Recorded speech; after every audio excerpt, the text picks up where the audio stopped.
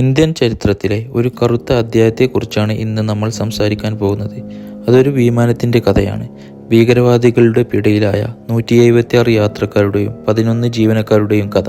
ഭീകരവാദികളെ മോചിപ്പിക്കാൻ ഇന്ത്യയെ നിർബന്ധിതരാക്കിയ 7 ദിവസത്തെ ഭീകരമായ പോരാട്ടത്തിൻ്റെ കഥ. അതെ, 1999 കുപ്രസിദ്ധമായ കണ്ടഹാർ വിമാനറാഞ്ചൽ. Hi friends, welcome to RM rails.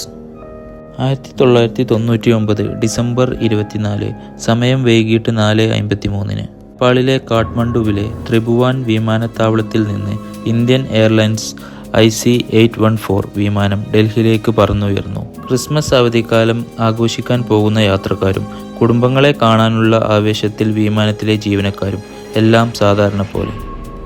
പക്ഷേ ആ സന്തോഷം അധികനേരം നീണ്ടു നിന്നില്ല. ഏകദേശം 5:30 വിമാനം ഇന്ത്യൻ വ്യോമാതിർത്തിയിൽ പ്രവേശിച്ചപ്പോൾ ഭീകരവാദത്തിൻ്റെ ഭീകരമായ മുഖം വെളിപ്പെട്ടു. 5 ചെറുപ്പക്കാർ മുഖംമൂടി ധരിച്ച് കൈകളിൽ കൈത്തോക്കുകളും ഗ്രനേഡുകളുമായി കോക്പിറ്റിലേക്ക് പാഞ്ഞുകയറി. വിമാനം റാഞ്ചിയിരിക്കുന്നു, എല്ലാവരും സീറ്റുകളിൽ ഇരിക്കുക. ഭീകരരുടെ ഉച്ചത്തിലുള്ള ആക്രോശം. ഈ 5 ഭീകരരും പാകിസ്ഥാൻ ആസ്ഥാനമായുള്ള ഹർക്കത്തുൽ മുജാഹിദീൻ എന്ന ഭീകര സംഘടനയിലെ അംഗങ്ങളായിരുന്നു. ഭീകരർ വിമാനത്തെ പാകിസ്ഥാനിലെ ലാഹോറിലേക്ക് തിരിച്ചുവിടാൻ നിർബന്ധിച്ചു. എന്നാൽ ലാഹോറിൽ ഇറങ്ങാൻ അനുവാദം ലഭിച്ചില്ല. വിമാനറാഞ്ചലിന്റെ വിവരം എയർ ട്രാഫിക് കൺട്രോൾ അധികാരികൾക്ക് ലഭിച്ചു. ഡൽഹിയിലേക്കുള്ള വഴിയിൽ അമൃത്സറിലെ വിമാനത്താവളത്തിൽ വിമാനം ഇറക്കാൻ ATC നിർദ്ദേശം നൽകി. എന്നാൽ നിർഭാഗ്യവശാൽ ഈ തീരുമാനമെടുക്കാൻ ഏകദേശം 40 മിനിറ്റ് വൈകി. ഈ കാലതാമസം വലിയ ദുരന്തത്തിലേക്ക് വഴി തുറന്നു. ഹൈജാക്കർമാർക്ക് വിവരങ്ങൾ ലഭിക്കുകയും വിമാനം അമൃത്സറിൽ ഇറങ്ങാൻ അവർ സമ്മതിക്കാതെ നേരെ പാകിസ്ഥാനിലേക്ക് തിരിച്ചുവിടാൻ ആവശ്യപ്പെടുകയും ചെയ്തു. എങ്കിലും ഇന്ധനം നിറക്കുന്നതിനായി വിമാനം അമൃത്സറിൽ ഇറങ്ങേണ്ടി വന്നു. ഇവിടെയാണ് കാര്യങ്ങൾ കൈവിട്ടുപോയത്. വിമാനം വളഞ്ഞ് ഇന്ത്യൻ സുരക്ഷാ സേനകൾക്ക് പെട്ടെന്നൊരു തീരുമാനമെടുക്കാൻ കഴിഞ്ഞില്ല. ഒരു ഭാഗത്ത് യാത്രക്കാരുടെ ജീവൻ, മറുഭാഗത്ത് ഭീകരരെ കീഴടക്കാൻ കഴിയുമോ എന്ന ആശങ്ക. ഒടുവിൽ സുരക്ഷാ സേനകൾ വിമാനത്തിന്റെ ടയർ പഞ്ചർ ചെയ്യാൻ ശ്രമിച്ചപ്പോൾ ഹൈജാക്കർമാർ ഭീകരമായി പ്രതികരിച്ചു. അവർ ഒരു യാത്രക്കാരനെ കൊലപ്പെടുത്തി. ഡൽഹിയിൽ നിന്നുള്ള 25-കാരനായ രൂപൻ കത്യാൽ ആയിരുന്നു ആ ദുരന്തത്തിലെ രക്തസാക്ഷി. ഈ ക്രൂരതയ്ക്ക് ശേഷം ഭീകരർ വീണ്ടും വിമാനം പറത്തി. ഇത്തവണ ലാഹോറിലേക്കായിരുന്നു. ലാഹോറിൽ ഇറങ്ങാൻ അനുവാദം ലഭിച്ചില്ല. മണിക്കൂറോളം വിമാനം വട്ടമിട്ട് പറന്നു. ഇന്ധനം തീരാനായതോടെ ക്യാപ്റ്റൻ സഹായത്തിനായി അപേക്ഷിച്ചു. ഒടുവിൽ വിമാനം ദുബായിലേക്ക് പറന്നു.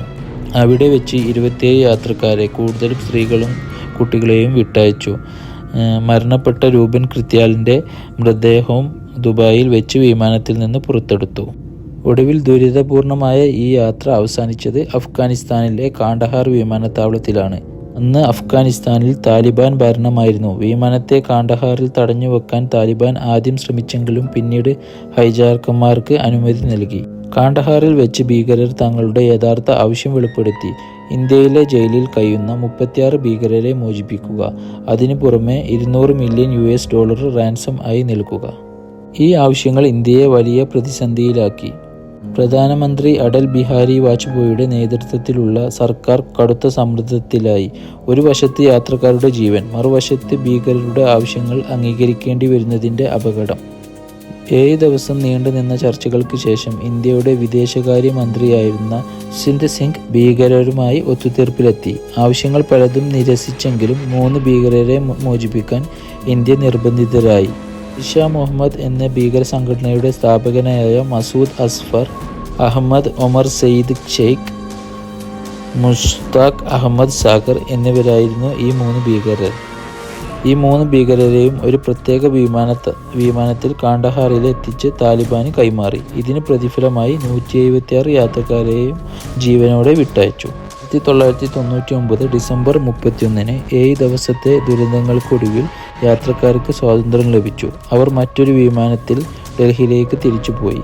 വർഷം ആരംഭിക്കുന്നതിന് മുമ്പ് രാജ്യത്തിന്റെ മനസ്സിൽ വേട്ടയാടിയ ഒരു ദുരന്തത്തിന് തിരശ്ശീല വീണു. കാണ്ഡഹാർ ഹൈജാക്ക് ഇന്ത്യയുടെ സുരക്ഷാ സംവിധാനത്തിലെ വലിയ വീഴ്ചകളെ തുറന്നുകാട്ടി. മാത്രമല്ല, ഭീകരവാദത്തിനെതിരെ ലോകരാജ്യങ്ങൾ ഒറ്റക്കെട്ടായി നിൽക്കേണ്ടതിൻ്റെ ആവശ്യകതയും അത് ഓർമ്മിപ്പിച്ചു. സംഭവത്തിന് ശേഷം ഇന്ത്യക്ക് നേരെയുണ്ടായ പല ഭീകരാക്രമണങ്ങളുടെയും പിന്നിൽ കാണ്ഡഹാറിൽ വെച്ച് മോചിക്കപ്പെട്ട ഭീകരർക്ക് പങ്കുണ്ടായിരുന്നു.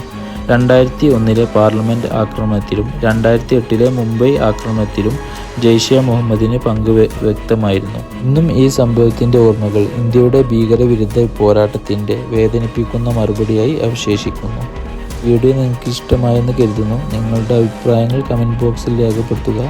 Thanks for watching our updates.